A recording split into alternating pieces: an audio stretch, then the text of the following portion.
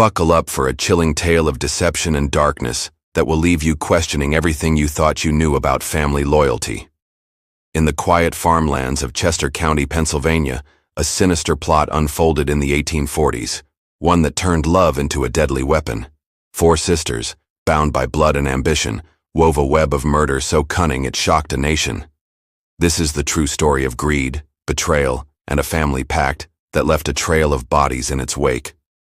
Let's dive into the shadows of history and uncover the truth behind the killers of Chester County. The courthouse records in Chester County, Pennsylvania, tell of 4 separate deaths between 1842 and 1846.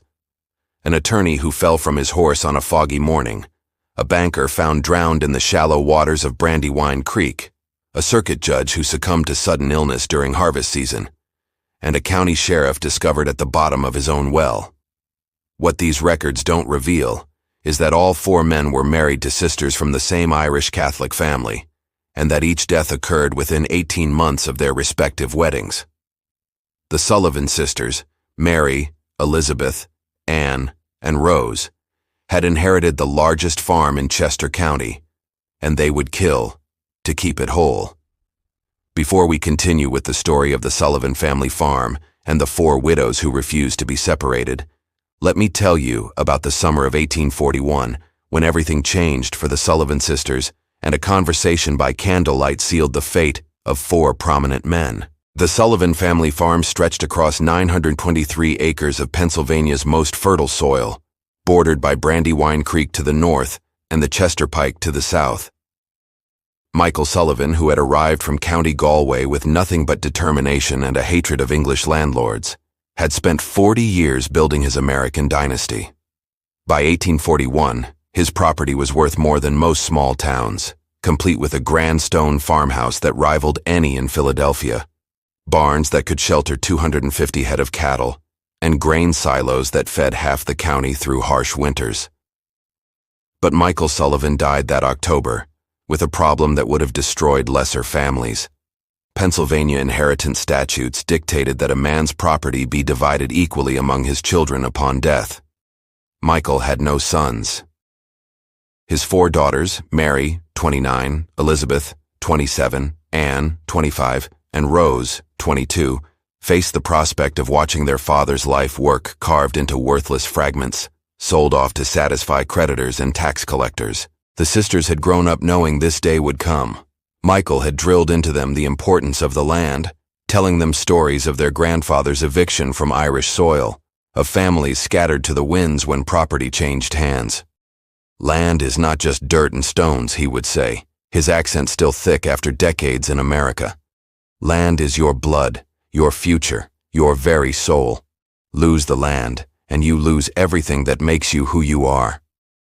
Chester County in 1841 was a place where such sentiments carried weight. The German and Irish farmers who had settled there understood the sacred nature of property ownership in a way that newer Americans, those whose families had always owned land, never could. But understanding the importance of keeping land and actually managing to do so were 2 very different challenges. The Sullivan sisters were not ordinary farm women. Mary, the eldest, possessed a sharp intelligence that she had learned to hide behind demure smiles and downcast eyes. She could calculate compound interest faster than most bankers, and had been secretly managing the farm's books since her father's eyesight began failing. Elizabeth had inherited her father's gift for reading people, for sensing their weaknesses and desires with an almost supernatural precision. Anne possessed an ethereal beauty that made men forget their own names, combined with a ruthless practicality that her angelic face concealed perfectly. Rose, the youngest, had been blessed with a voice that could charm birds from trees and a talent for playing whatever role the situation demanded. Together, they formed a conspiracy of survival that would make Chester County history, though the true nature of their conspiracy would remain hidden for nearly a century. The plan emerged during the long nights following their father's funeral, when the sisters gathered in the kitchen by lamplight to confront their future. The property taxes alone would consume their savings within 2 years. Marriage, the traditional solution for propertyless women, would scatter them to different households, different names, different loyalties.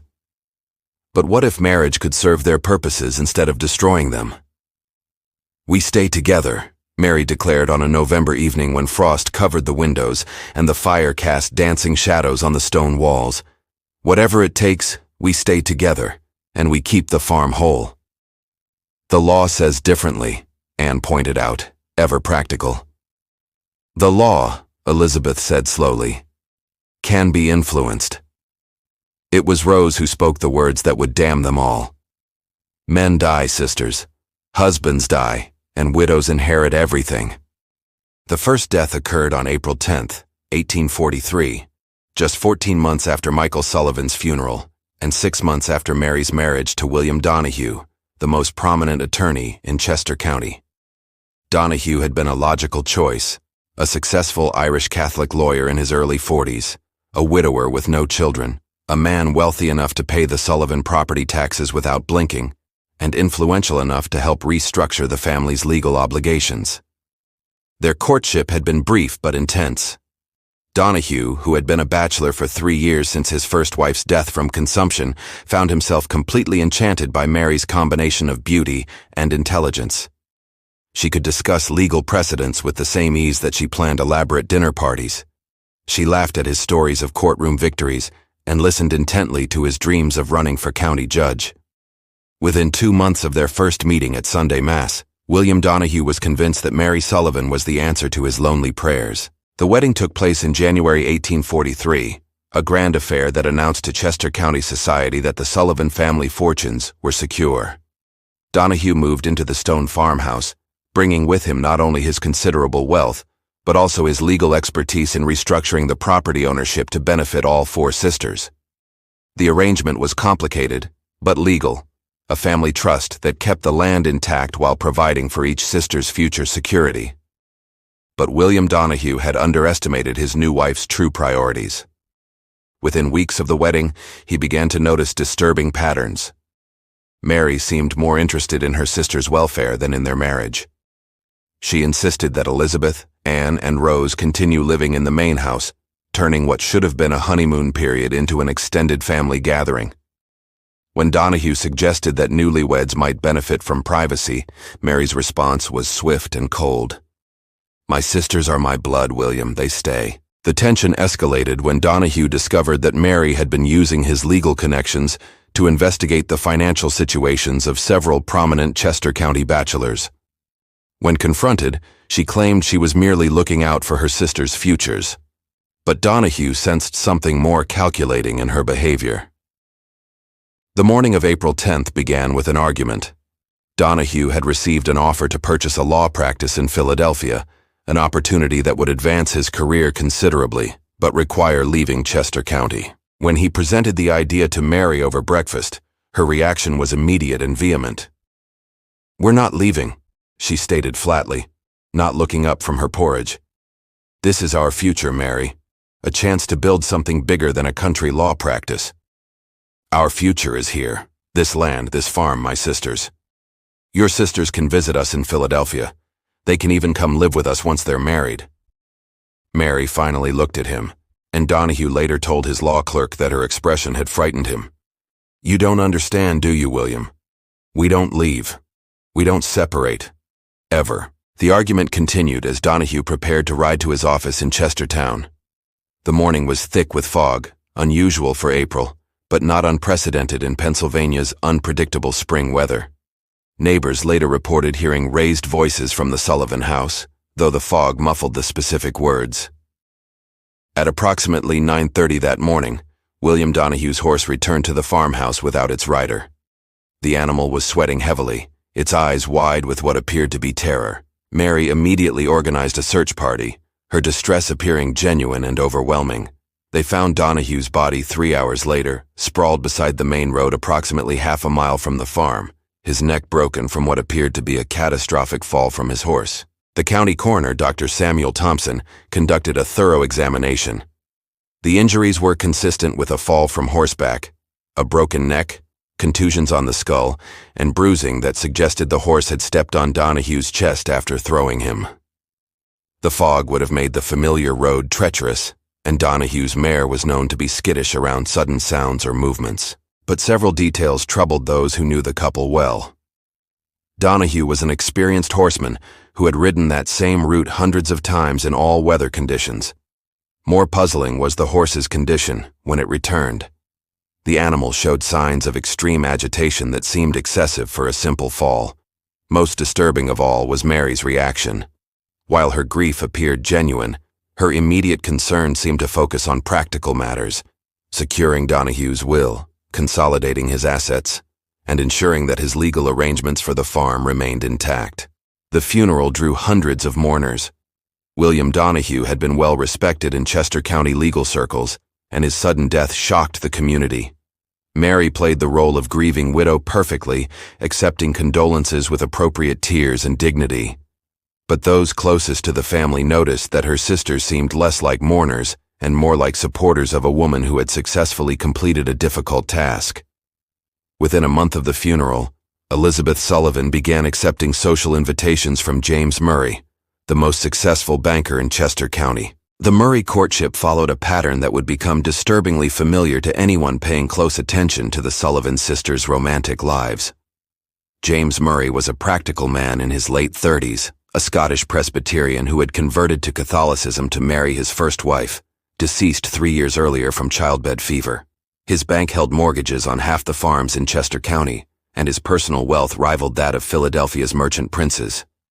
Elizabeth approached Murray with a combination of vulnerability and strength that proved irresistible to a man who had spent 3 lonely years burying himself in ledger books and loan documents. She would appear at his bank on Tuesday afternoons, ostensibly to discuss the family's financial arrangements following William Donahue's death, but their conversations gradually shifted from business to personal matters. "I worry about my sisters," Elizabeth confided during one of these meetings, her voice carrying just the right note of concern. "Mary is still mourning, of course, but Anne and Rose, they need guidance, protection. A woman alone in this world faces so many dangers." Murray, who had no siblings and had often wondered what family loyalty might feel like, found himself drawn to Elizabeth's devotion to her sisters. Here was a woman who understood that blood ties transcended all other considerations, a rare quality in his experience. Their engagement, announced in September 1843, surprised no one who had observed Murray's transformation from grieving widower to besotted suitor. The wedding took place in November, exactly 1 year after Michael Sullivan's death and 7 months after William Donahue's funeral. Murray moved into the farmhouse, bringing with him not only his considerable wealth, but also his expertise in financial management. Like Donahue before him, he restructured the property arrangements to provide additional security for all 4 sisters, never questioning Elizabeth's insistence that the family remain together. But James Murray was a more methodical man than William Donahue had been, and his banker's instincts led him to notice patterns that a lawyer might miss. Within weeks of the wedding, he began keeping a private journal, recording observations that would prove prophetic. November 8, 1843. Elizabeth insists on maintaining separate accounts for each sister's inheritance from father. Says it's temporary until they all marry, but Anne shows no interest in suitors despite obvious beauty. Rose actively discourages men who call on her, beginning to suspect they have no intention of marrying. November 23, 1843. Mary visited bank today to discuss investment opportunities. Her knowledge of compound interest and property values exceeds that of most businessmen. Asked detailed questions about inheritance laws, specifically regarding widows' rights in cases of intestate death. Claimed academic curiosity, but conversation felt calculated. December 6, 1843, overheard conversation between Elizabeth and Anne about maintaining unity and protecting the legacy. When they noticed me listening, quickly changed subject to Christmas preparations, growing convinced that sisters have made some kind of pact regarding property. December 20th, 1843. Elizabeth has become distant, mechanical in her affections, shows more interest in discussing business than in normal marital relations. When I mentioned possibility of starting our own family, her reaction was cold, almost hostile. "The 4 of us are family enough," she said. Murray's suspicions deepened when he discovered that Anne had begun receiving regular visits from Judge Henry Caldwell, the circuit judge who presided over Chester County's most important legal cases. Caldwell was a distinguished man in his 50s, a widower with grown children who lived in Philadelphia. He was also the judge who would oversee any legal challenges to the Sullivan family's property arrangements. The banker's training had taught him to recognize patterns, and the pattern emerging around the Sullivan sisters troubled him deeply. But James Murray had made a crucial error in his analysis. He assumed that recognizing a conspiracy would be enough to protect him from becoming its next victim. The second death occurred on March 15, 1844, during one of the coldest winters in Chester County memory.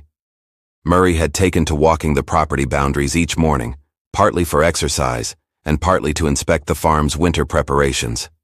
The Brandywine Creek, which formed the northern border of the Sullivan property, had frozen solid for the first time in decades, creating what appeared to be safe passage across the water. Murray's body was discovered by a neighbor searching for stray cattle. The banker had apparently attempted to cross the creek on the ice, which had given way under his weight, plunging him into the frigid water below. The current had carried him nearly a quarter-mile downstream before his body became wedged against a fallen log. Death by drowning, complicated by exposure to the extreme cold. Exactly what one would expect from such an accident. But Murray had left behind his journal, hidden in his personal safe at the bank. The final entry, dated March 14th, revealed the depth of his suspicions. Elizabeth knows I suspect something. Her behavior has become increasingly erratic. She insists on accompanying me everywhere. Claims she's worried about my safety, but her concern feels more like surveillance. Have decided to confront her tomorrow about my suspicions regarding William Donahue's death. If something happens to me, look to the sisters. They are not what they seem. Dr. Thompson, who had examined William Donahue's body the previous year, found Murray's death equally straightforward from a medical perspective. Drowning in icy water was a common winter hazard in rural Pennsylvania. The ice on Brandywine Creek, while appearing solid, had been weakened by an underground spring that created unpredictable thin spots. Murray's body showed no signs of violence, no defensive wounds, no indication that his death was anything other than a tragic accident. Elizabeth's grief seemed as genuine as Mary's had been, but observers noted that both widows appeared more concerned with practical matters than with emotional devastation. Within days of Murray's funeral, they were meeting with lawyers and bank officials, ensuring that the family's financial security remained intact. The pattern was becoming clear to anyone willing to see it. But in a community that respected the sanctity of marriage and the tragedy of young widowhood, few were prepared to voice their suspicions aloud. Anne Sullivan's engagement to Judge Henry Caldwell was announced 6 weeks after James Murray's funeral. Judge Henry Caldwell represented the pinnacle of Chester County society, a man whose legal decisions affected thousands of lives and whose social position opened doors throughout Pennsylvania. At 53, he commanded respect in courtrooms from Philadelphia to Pittsburgh, and his appointment to the circuit court had been seen as a stepping stone to higher judicial positions, possibly even the state Supreme Court. Anne's pursuit of the judge demonstrated a sophistication that surpassed even her sister's previous campaigns. Rather than the direct approach Elizabeth had used with Murray or the intellectual partnership Mary had cultivated with Donahue, Anne employed what could only be described as a campaign of strategic vulnerability. She first appeared in Caldwell's courtroom in April 1844, ostensibly seeking advice about property law related to her father's estate. Her beauty was undeniable, but what captured Caldwell's attention was her apparent innocence regarding legal matters, combined with an intelligence that made her questions unexpectedly perceptive. "I'm afraid I don't understand these inheritance complications, Your Honor," she said during their first private conversation, her blue eyes wide with apparent confusion. "My sisters and I simply want to honor our father's wishes, but the law seems designed to destroy families rather than protect them." Caldwell, who had spent decades dealing with grasping relatives and contested wills, found Anne's family loyalty refreshing. Here was a young woman who put blood ties above personal ambition, who sought legal guidance not for personal gain, but to protect her sister's welfare. Their conversations gradually expanded beyond legal matters to encompass literature, philosophy, and the judge's own experiences with loss. His wife had died 5 years earlier, and his children had scattered to distant cities, leaving him increasingly isolated. Anne's strategy was patience itself. She never pushed for personal meetings, never suggested romantic interest, never appeared to be anything other than a grateful young woman seeking a respected elder's guidance. But somehow, Caldwell found himself looking forward to her visits, planning his schedule around their conversations, and gradually opening his heart to someone who seemed to understand his loneliness without taking advantage of it. The engagement announcement in June 1844 shocked Chester County society more than the previous marriages had. Judge Caldwell was a pillar of respectability, a man whose judgment was considered unimpeachable. That he would marry the third Sullivan sister following the convenient deaths of her sister's husbands struck many observers as either remarkably coincidental or remarkably suspicious. But Caldwell himself seemed genuinely happy for the first time in years.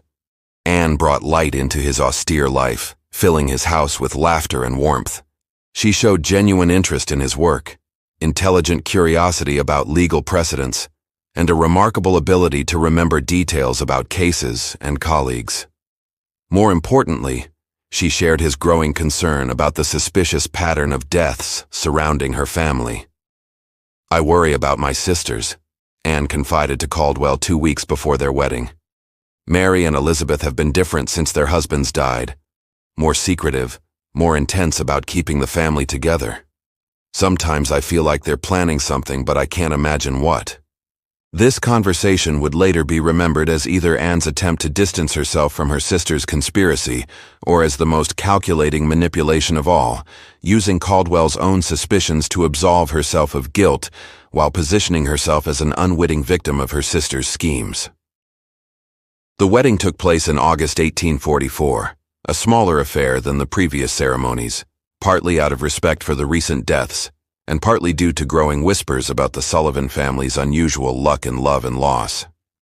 Caldwell moved into the farmhouse like his predecessors, though he insisted on maintaining his own residence in town for professional purposes. This arrangement meant he spent weekdays at the farm and returned to Chester for court sessions. The judge's legal training made him a more careful observer than either Donahue or Murray had been. Within a month of his marriage, he began documenting disturbing patterns of behavior that his predecessors had either missed or dismissed. His private notes, discovered years later, revealed a man growing increasingly convinced that he had married into a conspiracy. September 5, 1844.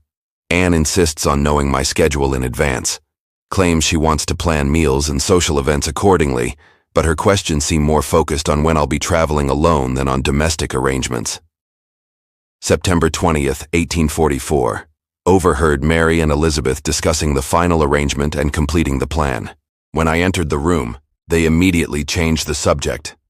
Anne's reaction was odd. She seemed frightened rather than curious. October 1st, 1844.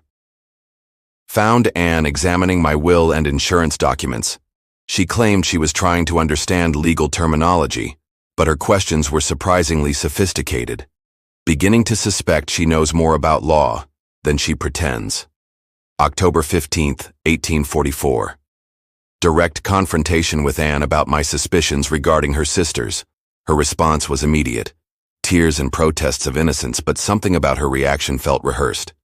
Either she's a victim of her sister's schemes or a better actress than I imagined. Judge Caldwell's position gave him access to information that his predecessors had lacked.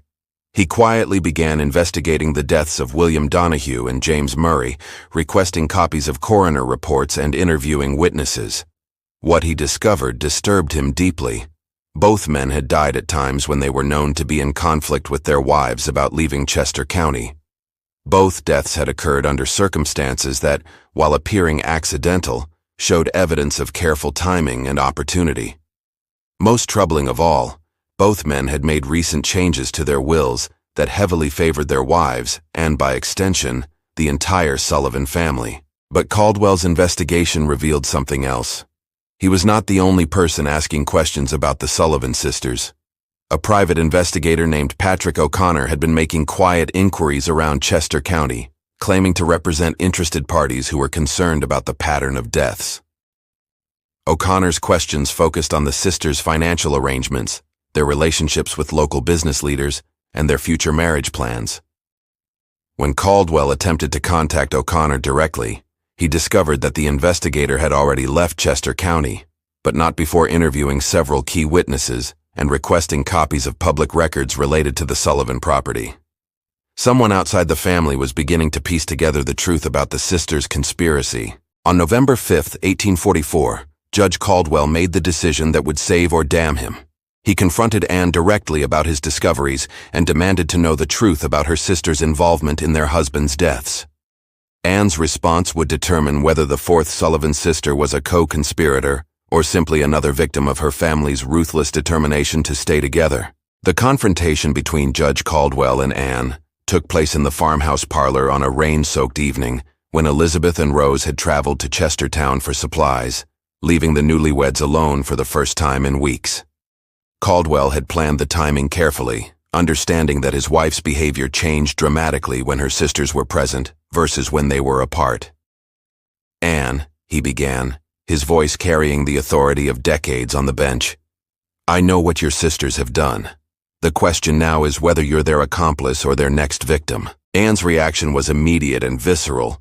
She collapsed into a chair, her face draining of color, her hands trembling as she pressed them to her mouth. For several minutes, she said nothing, staring at her husband with an expression that combined terror, relief, and something that might have been gratitude. "I've been waiting for someone to figure it out," she finally whispered. "I've been praying that someone would stop them before they make me do what they did." What followed was a confession that revealed the true scope of the Sullivan sisters' conspiracy. According to Anne, the plan had been Mary's creation, conceived during those candlelit conversations following their father's funeral.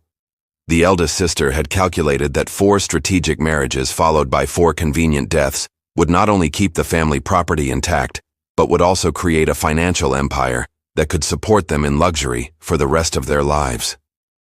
"Mary said we had to think like men," Anne revealed, her voice growing stronger as she spoke.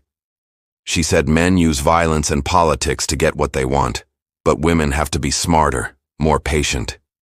She said if we did it right, no one would ever suspect us because people see what they expect to see. Grieving widows, not calculating killers." The confession revealed the disturbing efficiency of the sisters' methods. Each death had been meticulously planned months in advance, with contingencies for different scenarios and careful attention to creating plausible accidents. Mary had studied William Donahue's daily routines for weeks before his death, noting his route to town, his horse's temperament, and the weather patterns that might provide cover for their actions. She drugged his coffee that morning, Anne revealed, something that would make him dizzy, disoriented, but would be gone from his system by the time anyone examined his body. Then she spooked his horse deliberately, threw a stone at the exact moment he was riding past the steepest part of the road. James Murray's death had required more elaborate preparation. Elizabeth had spent weeks studying the ice patterns on Brandywine Creek, identifying the exact location where underground springs created unpredictable weak spots. On the morning of his death, she had used heated iron rods to weaken the ice further, creating a trap that would appear completely natural. "She walked with him that morning," Anne continued, tears now flowing freely. "She insisted on accompanying him to check the property boundaries, something she'd never done before. She guided him to exactly the right spot on the ice, then stepped aside just as it gave way. She said later that she had to hold his head under the water for nearly a minute, but the cold made him weak so he couldn't fight her effectively. But Anne's most shocking revelation concerned her own role in the conspiracy. She had not been an unwitting victim of her sister's schemes. She had been their reluctant accomplice from the beginning. Mary and Elizabeth made it clear that my cooperation was not optional, that the family's survival depended on all 4 sisters playing their assigned roles. They told me that if I refused, they would make it appear that I had been the killer all along, she explained. Mary said it would be easy to plant evidence suggesting that I had murdered William and James out of jealousy or greed. They said no one would believe that 3 sisters could work together so efficiently, but everyone would believe that one sister had gone mad with jealousy. Judge Caldwell listened to this confession with growing horror, not only at the crimes being described, but at the realization that his own death had been planned with the same methodical precision. Anne revealed that his murder was scheduled for November 20th, 1844, less than 3 weeks away.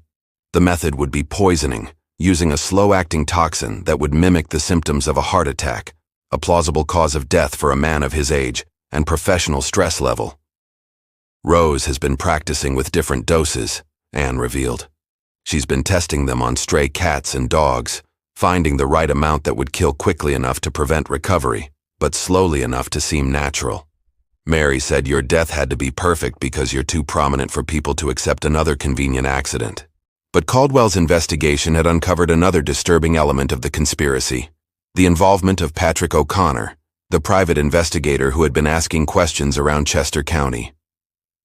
According to Anne, O'Connor was not working for interested parties as he had claimed. He was working for the Sullivan sisters themselves, hired to identify anyone who might be getting too close to the truth about their crimes. Mary wanted to know if anyone suspected us, Anne explained. She said we needed to stay ahead of any investigations, to know what people were saying and thinking.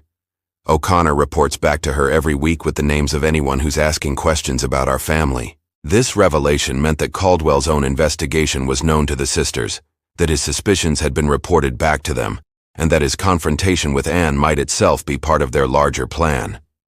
Perhaps Anne's confession was genuine, or perhaps it was an elaborate manipulation designed to make him lower his guard at the crucial moment. "How do I know you're telling the truth now?" Caldwell demanded. "How do I know this isn't just another layer of deception?" Anne's response would determine not only Caldwell's fate, but also whether the Sullivan sisters' conspiracy would finally be exposed or would claim its fourth and final victim. She walked to the parlor desk, opened a locked drawer with a key she wore around her neck, and withdrew a leather-bound journal filled with handwritten pages. "This contains everything," she said, placing the journal in Caldwell's hands. "Every detail of every murder, every plan, every conversation. I've been documenting it all since William's death, thinking that someday I might need proof of what really happened." As Caldwell began reading, the sound of approaching horses announced the return of Elizabeth and Rose from their trip to town. Anne's eyes met her husband's with an expression of desperate urgency. "They can't know that I've told you," she whispered. "If they suspect that you know the truth, they'll kill you tonight." The journal that Anne placed in Judge Caldwell's hands contained 3 years of meticulous documentation that transformed the Sullivan sisters from suspected criminals into confirmed monsters. Written in Anne's careful script, the pages detailed not only the murders of William Donahue and James Murray, but also the systematic planning that had preceded each death and the cold calculation that had followed. The first entry, dated November 20th, 1841, exactly 1 month after Michael Sullivan's funeral, revealed the moment when grief transformed into something far more dangerous. Mary has presented us with a choice that isn't really a choice at all. We can watch Father's legacy be destroyed by inheritance laws, scattered to creditors and tax collectors until nothing remains of 40 years of work, or we can take control of our own destiny. She says that women throughout history have used marriage as a weapon, but we'll be the first to use widowhood as a strategy. 4 marriages, 4 deaths, 4 fortunes. By the time we're finished, we'll own half of Chester County. Subsequent entries documented the sisters' transformation from grieving daughters into calculating predators. They studied potential targets like military strategists, evaluating each man's wealth, social position, personal habits, and vulnerabilities. William Donahue had been selected not only for his legal expertise, but also for his loneliness. A widower desperate for companionship would be more likely to make hasty emotional decisions about marriage and inheritance. December 8, 1841. Mary says we must never allow ourselves to feel guilty about what we're planning. These men will die happy, believing themselves loved and cherished. Their deaths will be quick and relatively painless, far more merciful than the slow starvation that awaits us if we lose the farm.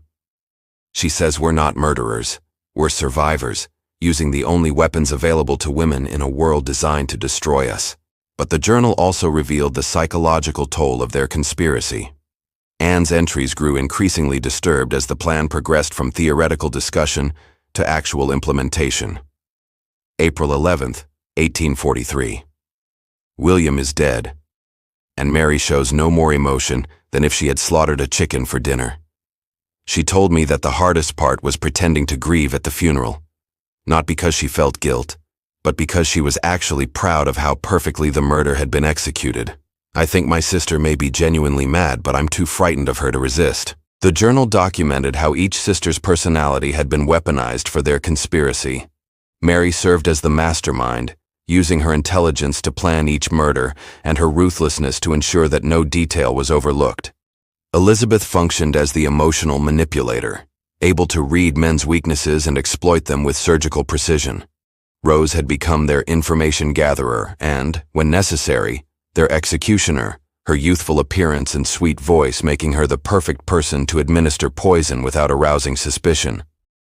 Anne's role, according to her own documentation, was that of the reluctant accomplice who provided legitimacy to their conspiracy. Her genuine distress and apparent innocence made it impossible for observers to believe that all four sisters could be equally guilty.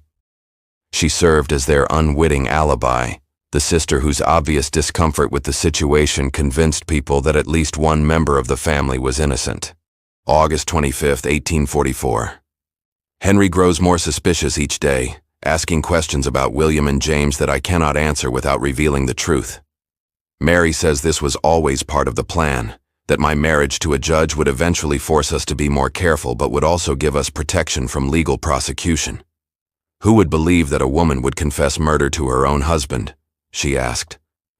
And if he tries to expose us, who would believe that a judge's own wife had fooled him so completely? As Caldwell read these passages, the sound of horses approaching the farmhouse grew louder, accompanied by his wife's voice calling out cheerful greetings to the farmhands. He had perhaps minutes to decide how to respond to Anne's revelations before Elizabeth and Rose returned to the house and the opportunity for private conversation disappeared. The journal's final entries revealed the most disturbing element of the conspiracy. It was never intended to end with 4 deaths. Mary had been planning additional murders, targeting other wealthy men in Chester County who could provide the sisters with even greater wealth and influence. The 4 husbands had been only the beginning of a campaign that could have continued indefinitely. October 30th, 1844. Mary has been meeting with O'Connor, the investigator, about expanding our activities to neighboring counties. She says we could create a network of widows, all working together to systematically eliminate wealthy men throughout Pennsylvania. She envisions a future where women like us control significant portions of the state's wealth, using marriage and murder as tools of revolution against male dominance. But the journal also contained information that could save Caldwell's life and expose the conspiracy. Detailed descriptions of where evidence had been hidden, how the murders had been committed, and, most importantly, when and how his own death was planned to occur. According to Anne's documentation, his murder was scheduled for November 20th, exactly 2 weeks away.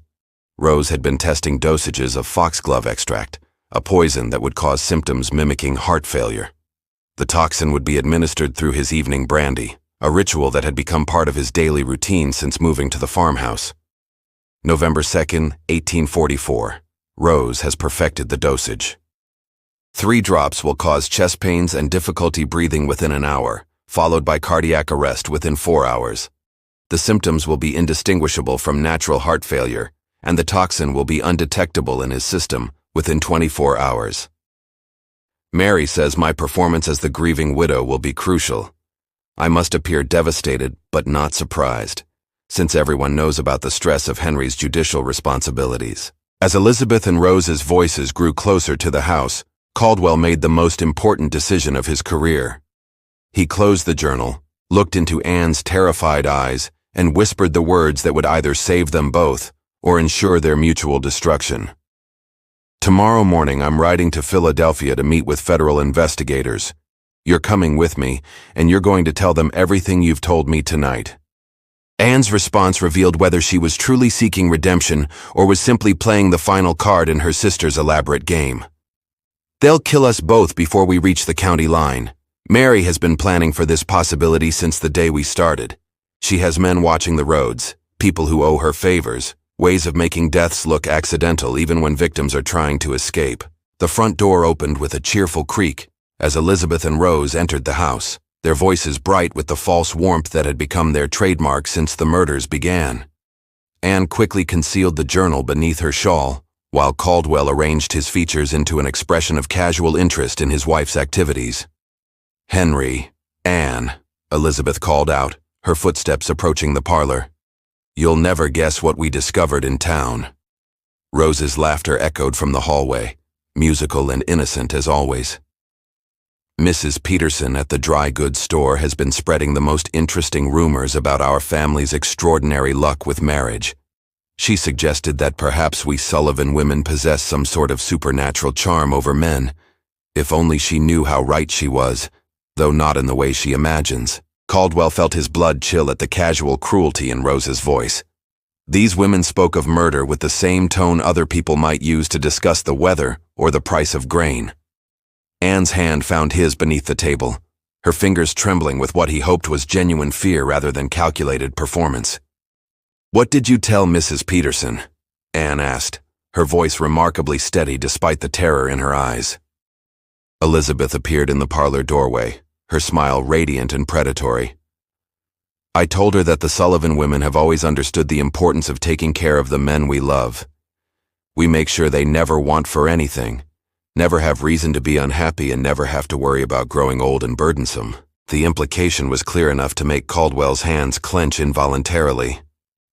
These women viewed murder not as a crime, but as a form of mercy, a way of preserving their victims' happiness by ensuring they died while still beloved and prosperous. It was a rationalization so twisted that it revealed the true depth of their madness. Rose entered the parlor carrying a tea service, her movements graceful and domestic. "I thought we might enjoy some refreshment while we discuss the wonderful news Elizabeth and I heard in town. Judge Caldwell, you'll be particularly interested in this information, given your professional responsibilities." The emphasis on his title carried an undertone of mockery that suggested the sisters knew exactly how much he had discovered about their activities. Caldwell realized that Patrick O'Connor, their private investigator, had probably reported his every question, every inquiry, every moment of suspicion back to Mary and her co-conspirators. "What news would that be?"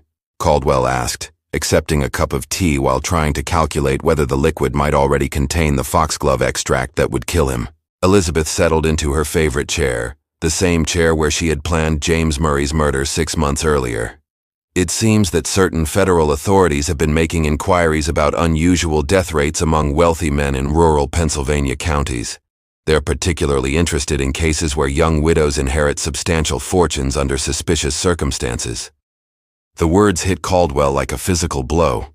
If federal investigators were already looking into the pattern of deaths, his own investigation might be redundant.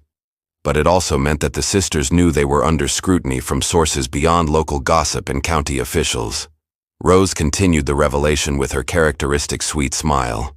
"Mrs. Peterson mentioned that a gentleman from Philadelphia has been asking questions about our family specifically. He wanted to know about the circumstances of William's and James's deaths, about our financial arrangements, and about your own marriage to Anne."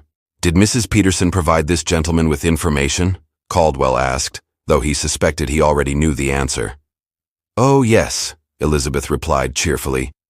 "She told him everything she knew, which unfortunately includes quite a bit of speculation and rumor along with the actual facts. But you know how these federal investigators are, Henry. They have ways of separating truth from gossip, especially when they find patterns that suggest organized criminal activity." Anne's grip on Caldwell's hand tightened to the point of pain. The sisters were telling them that their time had run out, that federal authorities were closing in on their conspiracy, and that the planned timeline for Caldwell's murder had been moved up dramatically. Mary's voice echoed from the kitchen, calling for her sisters to join her for a private conversation. Elizabeth and Rose excused themselves with apologetic smiles, leaving the married couple alone in the parlor with the understanding that their privacy was temporary and probably illusory. "They're going to kill you tonight," Anne whispered the moment her sisters left the room. "The federal investigation has forced their hand. They can't wait until November 20th if investigators are already asking questions about suspicious deaths." Caldwell studied his wife's face, searching for any sign of deception. Everything about Anne's behavior suggested genuine terror, but he had seen how convincingly the Sullivan sisters could lie when their survival depended on it. "How do I know you're not part of this final performance?" he asked quietly. "How do I know that your confession, your fear, your journal aren't all part of an elaborate plan to make me lower my guard. Anne's response was to reach beneath her shawl and withdraw a small glass vial filled with clear liquid. This is the foxglove extract that Rose has been preparing. I was supposed to put 3 drops in your evening brandy tonight. Wait for you to collapse, then call for Dr. Thompson to confirm your death from heart failure. She placed the vial in Caldwell's palm, her eyes never leaving his face. If I were still part of their conspiracy, I would have already administered the poison. The fact that I'm giving it to you instead should prove where my loyalties lie. The sound of intense conversation drifted from the kitchen, too muffled for specific words, but clear enough to indicate that the 3 sisters were engaged in urgent planning. Caldwell realized that he and Anne had perhaps minutes to decide on a course of action before the final phase of the conspiracy began. "There's something else," Anne whispered, her voice barely audible. "The journal I showed you isn't the only evidence. Mary has been keeping detailed financial records of everything we've stolen, every property transaction, every inheritance we've manipulated. She calls it insurance, in case we ever need to prove our value to potential allies or blackmail anyone who threatens us. Where are these records kept? Hidden in Father's old desk in the cellar, behind a false panel that only Mary knows about. But I've been watching her, learning her secrets, preparing for this moment when I would have to choose between my sisters and my soul." The conversation from the kitchen grew louder, and Caldwell could distinguish Mary's voice, giving what sounded like final instructions to Elizabeth and Rose. Whatever they were planning, it was about to begin. "We leave now," Caldwell decided. "Through the back door, take my horse, ride to Chestertown, and straight to the federal authorities. Let your sisters explain to investigators why their co-conspirator and their 4th victim disappeared in the middle of the night." But as they moved toward the back of the house, Rose's voice called out from the kitchen with artificial sweetness. "Anne, dear, could you and Henry join us for a moment? Mary has something important she'd like to discuss with both of you."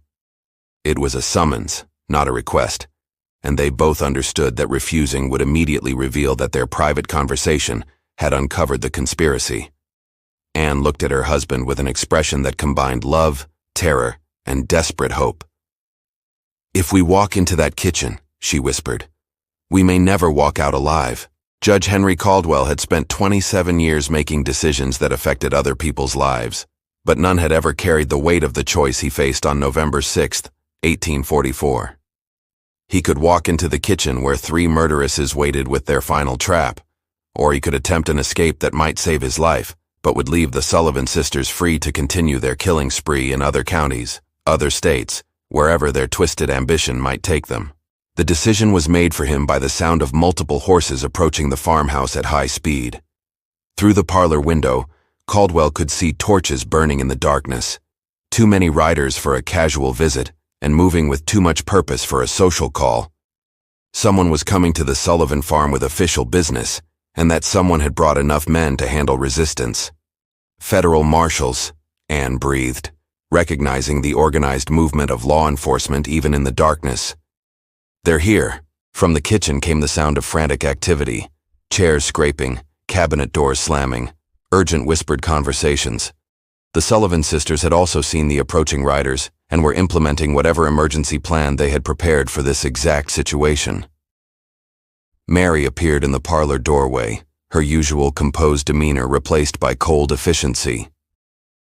"Henry, Anne, we need to discuss our story before those men reach the house. There are certain explanations that will serve all of our interests and certain truths that would benefit no one." Even facing imminent arrest, Mary Sullivan attempted to control the narrative, to find some way of turning the situation to her advantage. Caldwell realized that this woman would continue manipulating people and circumstances until the moment they placed a noose around her neck. "I think not," Caldwell replied, standing and placing himself between his wife and her sister. "Anne and I will tell the authorities exactly what happened here, and you'll have to answer for what you've done." Mary's expression shifted from calculated calm to genuine fury, revealing for the first time the monster that had been hidden beneath years of careful performance. "You sanctimonious fool! Do you think your precious law will protect you from us? Do you think federal marshals care about the deaths of a few men when there are fortunes and reputations at stake? What do you mean? Caldwell demanded, though part of him already suspected the answer. Rose appeared beside her eldest sister, her sweet face twisted into something ugly and vindictive. Did you really think we operated without protection, without allies in high places? Did you imagine that 4 women could commit perfect murders for 3 years, without someone in authority looking the other way? The implication was staggering. The Sullivan sisters' conspiracy had been protected by corruption that reached far beyond Chester County. Someone with significant power had been shielding them from investigation, probably in exchange for a share of their stolen wealth, or for services yet to be rendered. Elizabeth joined her sisters in the doorway, blocking any escape route toward the kitchen. Judge Caldwell, you're about to learn that justice isn't blind, it's simply expensive.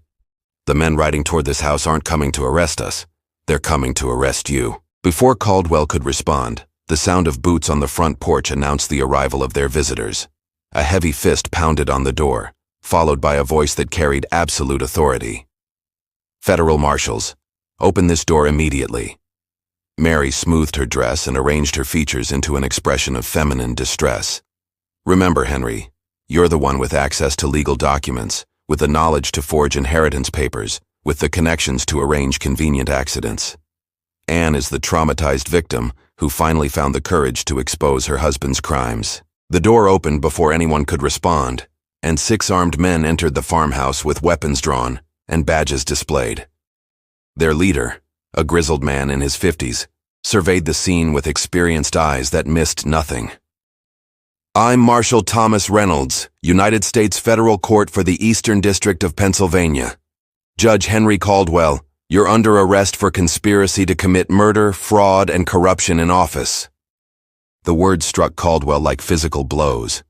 The sisters had somehow managed to frame him for their own crimes, turning his investigation against him and using his position as evidence of his guilt rather than his innocence. Anne stepped forward, tears streaming down her face in what appeared to be genuine anguish. Marshal Reynolds, you don't understand. My husband is innocent. My sisters are the ones who killed William Donahue and James Murray. I have proof, evidence that will show you the truth. But Mary was ready for this development, her voice carrying exactly the right note of sorrowful concern for a mentally unstable relative. I'm afraid my sister has been under tremendous strain since her marriage. She's been making wild accusations, creating elaborate fantasies about murder conspiracies. Dr. Thompson can verify that Anne has been showing signs of severe mental disturbance. Marshal Reynolds studied the 4 people before him, with the careful attention of a man who had seen every form of deception imaginable. Mrs. Caldwell, we've received detailed testimony from a private investigator named Patrick O'Connor, who claims to have evidence that you and your sisters systematically murdered your husbands for financial gain.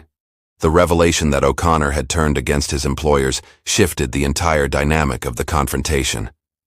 Anne's face lit up with desperate hope, while her sisters exchanged glances of barely controlled panic. O'Connor has been working for us, Elizabeth said quickly. We hired him to investigate suspicious deaths in the county because we were concerned about our own safety. If he's making accusations against us, he's clearly been corrupted by someone with an interest in destroying our family. But Marshal Reynolds wasn't finished with his revelations. Mr. O'Connor provided us with detailed financial records showing systematic theft of property and assets following each death. He also gave us physical evidence, poison vials, forged documents, and correspondence that outlines the entire conspiracy. Rose's composure finally cracked, her sweet mask sliding away to reveal the calculating killer beneath. O'Connor was supposed to destroy that evidence. He promised us that everything would be eliminated if we paid him enough. The admission hung in the air like a death sentence, confirming everything that Anne had revealed in her journal and everything that Caldwell had suspected about his wife's family. Mary shot her youngest sister a look of pure hatred, realizing that Rose's outburst had doomed them all. Additionally, Marshal Reynolds continued, we have sworn testimony from Judge Caldwell himself, provided through intermediaries over the past several weeks, documenting his discovery of the conspiracy and his attempts to gather evidence against the perpetrators. Caldwell stared at the marshal in confusion. He had never provided testimony to federal authorities, had never contacted intermediaries, had only just discovered the full scope of the conspiracy that very evening. But then understanding dawned. Anne had been in contact with federal investigators, had been secretly cooperating with O'Connor's investigation, had been working for weeks to expose her sister's crimes. "The journal," Anne said quietly, producing the leather-bound book from beneath her shawl. "Everything is documented here. Every murder, every plan, every conversation. I've been gathering evidence since William Donahue's death, waiting for the right moment to bring justice for all the men my sisters killed." Mary's final words as the marshals placed shackles on her wrists revealed the true depth of her twisted logic. "We saved those men from growing old, from becoming burdens to their families, from watching their fortunes disappear and their bodies fail. We gave them love and happiness right up until the moment they died. We were merciful killers, and history will remember us as women who refused to be victims of a system designed to destroy us." As the Sullivan sisters were led away to face trial in Philadelphia, Judge Caldwell realized that Anne's courage in exposing the conspiracy had saved not only his life, but potentially dozens of other lives. The sisters had indeed been planning to expand their operations beyond Chester County, creating a network of murderous widows that could have operated for decades. The trial that followed became one of the most sensational criminal cases in Pennsylvania history. Mary, Elizabeth, and Rose Sullivan were convicted on multiple counts of murder and conspiracy, becoming the first women in the state to be sentenced to death for such crimes. They were hanged together on April 10, 1846, exactly 3 years after William Donahue's murder. Anne Sullivan Caldwell was granted immunity in exchange for her testimony and cooperation. She and her husband left Pennsylvania immediately after the trial, settling in Ohio under assumed names. The Sullivan farm was sold to pay restitution to the victims' families, and the stone farmhouse that had sheltered so much evil was eventually demolished. But the story of the Sullivan sisters had a final disturbing chapter. Records discovered years later revealed that their conspiracy had indeed extended beyond Chester County. Similar patterns of suspicious deaths involving young widows were documented in Maryland, Virginia, and Delaware during the same period, suggesting that other women had adopted the Sullivan model of marriage and murder. The case established legal precedents for investigating organized crime involving family members and demonstrated that evil could flourish behind facades of respectability and feminine virtue. It also raised questions about how many other such conspiracies might have operated undetected throughout American history, hidden by society's reluctance to believe that women could be capable of such calculated violence. The Sullivan sisters' legacy lived on in the legal system's increased scrutiny of suspicious deaths involving inheritance, and in the public's growing awareness that monsters could wear the faces of angels. Their story became a cautionary tale about the dangers of assuming that traditional gender roles provided protection against criminal behavior. Today, the site of the Sullivan farm is occupied by a shopping center, and few residents of modern Chester County know the dark history of the land beneath their feet. But occasionally, when local historians discuss the area's past, someone will mention the 4 sisters who refused to be separated, and the 4 men who died for their twisted vision of family loyalty. This mystery shows us that evil often hides behind familiar faces, and that the most dangerous criminals are those who understand how to exploit society's expectations and assumptions. The Sullivan sisters succeeded for years precisely because no one wanted to believe that 4 women could be capable of such systematic brutality. What a haunting tale of deception and murder. The Sullivan sisters' story leaves us wondering, how many other secrets are buried in the shadows of history? Do you think Anne was truly a reluctant accomplice, or was she playing a deeper game? Could similar conspiracies still lurk behind closed doors today? Drop your thoughts and theories in the comments below. We'd love to hear what you think. If this dark mystery gave you chills, give this video a thumbs up, share it with a friend who loves true crime, and hit that subscribe button with the notification bell to stay locked into our weekly dives into history's darkest corners. Until next time, keep questioning the shadows. See you in the next video.